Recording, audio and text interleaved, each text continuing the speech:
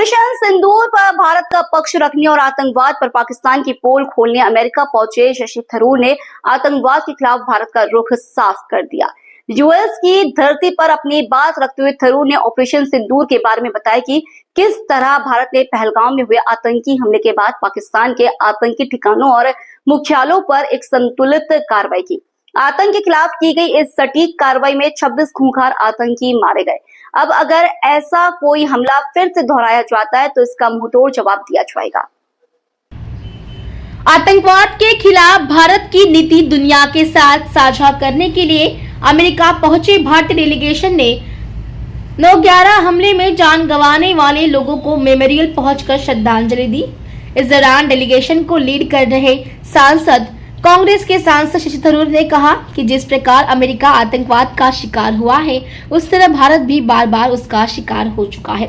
New York में 9/11 memorial के बाहर मीडिया से बात करते हुए शशि थरूर ने कहा, 9/11 मेमोरियल की यह यात्रा एक गंभीर स्मरण है कि जिस प्रकार अमेरिका आतंकवाद का शिकार हुआ उसी तरह भारत भी बार बार इस घाव को झेल चुका है। इस मार्मिक स्मारक में आज जिन घावों के निशान देखे जा रहे हैं वैसे ही घाव हमने भी सहे। हम यहाँ एकजुटता की भावना के साथ आए हैं और यह भी कहने आए हैं कि यह एक मिशन है। शशि थरूर बोले कि भारत बुरी ताकतों के खिलाफ डटकर खड़ा हुआ है। भारत का एक प्रतिनिधिमंडल इस समय अमेरिका में है और इसके बाद गुयाना, पनामा, ब्राजील और कोलंबिया की यात्रा करेगा। उन्होंने कहा कि जिस तरह अमेरिका ने साहस और संकल्प दिखाया उस तरह भारत भी 22 अप्रैल को हुए पहलगाम हमले के बाद बुरी ताकतों के खिलाफ डटकर खड़ा हुआ है।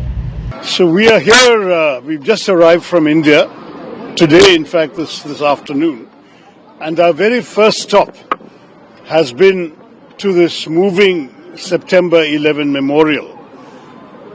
I was in New York myself on 9/11 and I still remember vividly the experience of the horror of that day.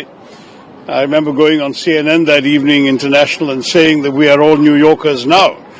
And it's a reminder of the solidarity that all people around the world feel in the face of terrorism.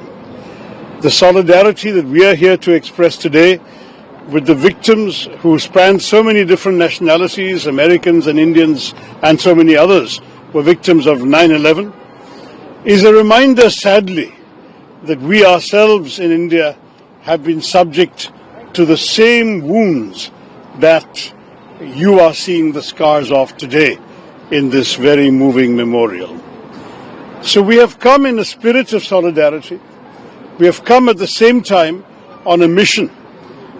We are traveling to 5 countries.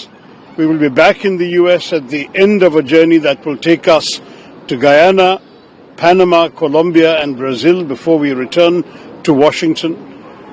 And in these countries we are hoping to be able to explain to the world how important it is for all of us to stand together against the scourge of terrorism. Just as the US showed such resolution and determination in the wake of 9/11, so too our country has stood up against the forces of evil who attacked us on the 22nd of April. We hope that a lesson has been learned by those who perpetrated this attack and by those who finance, train, equip and direct them. But we want to communicate to the world that we will not be sitting quietly if this is repeated, and we want the world to understand that this is not a time for indifference but for mutual strength and mutual solidarity, so that we can all unitedly stand up for the values that the United States has always cherished, the values of democracy, of human freedom, of diversity, of coexistence of people of different communities, none of which sadly is in the agenda of those who conducted such attacks. I'll stop there if you have any particular questions. Call for zero tolerance for terrorism. That's what India has been highlighting, and that will be one of your messages when you go to all these other countries. Absolutely.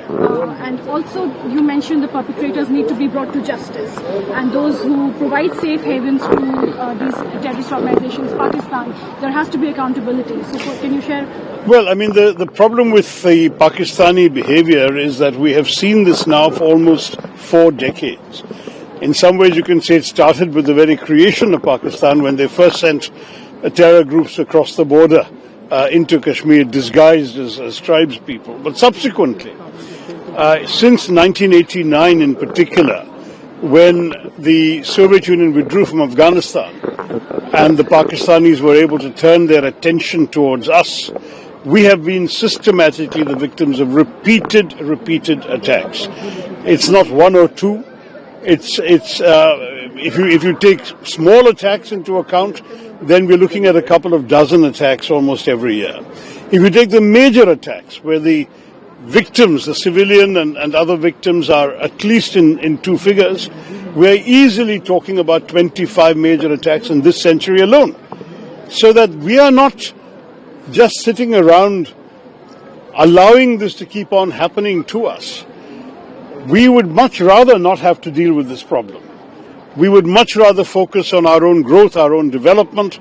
India has a great adventure in bringing its people into the 21st century, willing and able to take advantage of all the opportunities that this century offers for economic development, prosperity, high technology and international cooperation.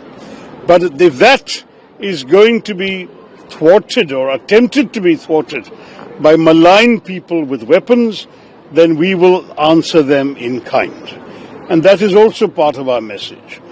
Yes, perpetrators of terror should indeed be brought to justice, and we are not going to stop our hunt for those who did this latest atrocity.